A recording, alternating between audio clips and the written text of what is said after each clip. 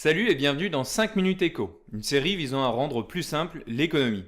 Dans l'épisode précédent, j'avais défini le facteur capital et le facteur travail. À présent, je vais essayer d'introduire deux facteurs économiques supplémentaires. C'est parti.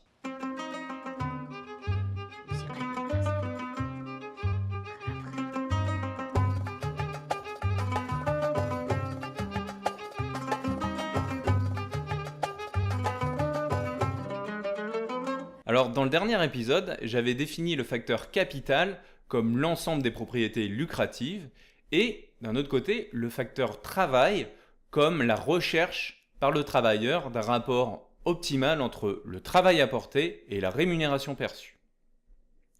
Le problème, c'est qu'en travaillant en entreprise, je me suis aperçu que la réalité n'était pas aussi simple et que les travailleurs, notamment, ne se contentaient pas de rechercher ce rapport optimal, mais avaient parfois d'autres comportements qui étaient clairement visibles. Est-ce que tu peux préciser? Oui, alors, je vais essayer de m'expliquer. Certains travailleurs font effectivement le travail minimal en l'échange de la rémunération perçue, c'est incontestable. En revanche, j'ai été face à de nombreux cas dans lesquels des travailleurs allaient plus loin que le travail initialement demandé. Ils ne le faisaient pas dans leur intérêt personnel en espérant une contrepartie financière, ils le faisaient dans l'intérêt de leur entreprise, ils le faisaient dans l'intérêt du bien commun de leur entreprise en espérant peut-être améliorer sa pérennité, etc., etc. Et ce comportement-là n'est pas pris en compte dans l'économie néoclassique et c'est pour essayer de corriger cet aspect que je vais introduire un autre facteur économique. C'est n'importe quoi. Le gars là qui travaille plus, c'est pour avoir une plus grosse salaire. C'est pareil. Non, je ne crois pas. Et pour en avoir discuté longuement avec eux, j'ai l'intime conviction que des gens font plus que le travail qui leur est demandé, non pas dans leur intérêt personnel, mais dans l'intérêt du bien commun de leur entreprise. Ce type de comportement n'est pas pris en compte dans la théorie néoclassique et c'est pourquoi je vais introduire un facteur économique baptisé entrepreneuriat. Cet entrepreneuriat pourrait se définir comme la volonté pour un travailleur d'améliorer et de développer une entreprise. Avec ce facteur économique, on retrouve la notion de conscience professionnelle, qui ne consiste pas seulement à faire son travail, mais à bien faire son travail dans l'intérêt de l'entreprise. Si c'est possible, je veux bien un exemple. Moi. Bon, très bien, je vais essayer de donner un exemple. Prenons un responsable de service qui part en vacances et qui choisit, pendant ses vacances, de laisser son portable professionnel allumé. Si sa hiérarchie ne lui a pas donné de consigne particulière et qu'il n'attend pas de promotion ou de contrepartie financière spécifique, et qu'il le fait uniquement pour mettre à disposition éventuellement de l'entreprise ses compétences et ses connaissances, alors on peut dire qu'il ne fait pas ceci dans son intérêt personnel, mais qu'il le fait pour le bien commun de l'entreprise, et donc que cette attitude correspond au facteur entrepreneuriat. L'entrepreneuriat, c'est quand on a ton téléphone allumé?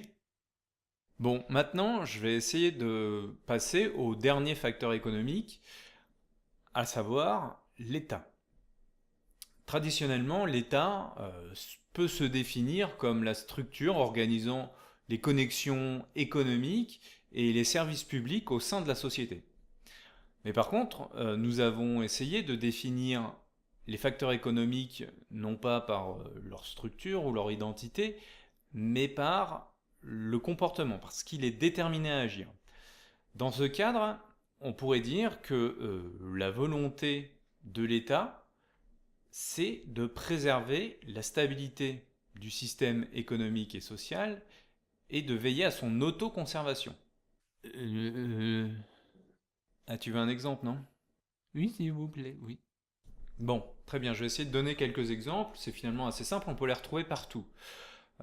Lorsqu'un État, par exemple, envoie des CRS réprimer une manifestation, ou lorsqu'il distribue des bons alimentaires pour les personnes les plus défavorisées, ou encore lorsqu'il inculque par le biais du système éducatif ou des médias que l'élection est le meilleur système politique ayant jamais existé. Toutes ces actions ont pour finalité de préserver la stabilité économique et social. Et si l'État, il est guidé que par la stabilité sociale, alors pourquoi il fait des lois ultralibérales? Ça n'a aucun sens. Oui. Eh bien ça c'est une excellente question et j'aurai d'ailleurs le loisir d'y revenir dans un épisode ultérieur. Et tu ne vas pas parler de communisme? Eh bien justement si, dans les prochains épisodes, je me livrerai à une critique du communisme en utilisant les 4 facteurs économiques que je viens de définir. Ce que je ne ferai pas, en revanche, c'est une analyse historique des rapports de force entre le capital et le travail. Je laisse cet exercice aux marxistes. À bientôt.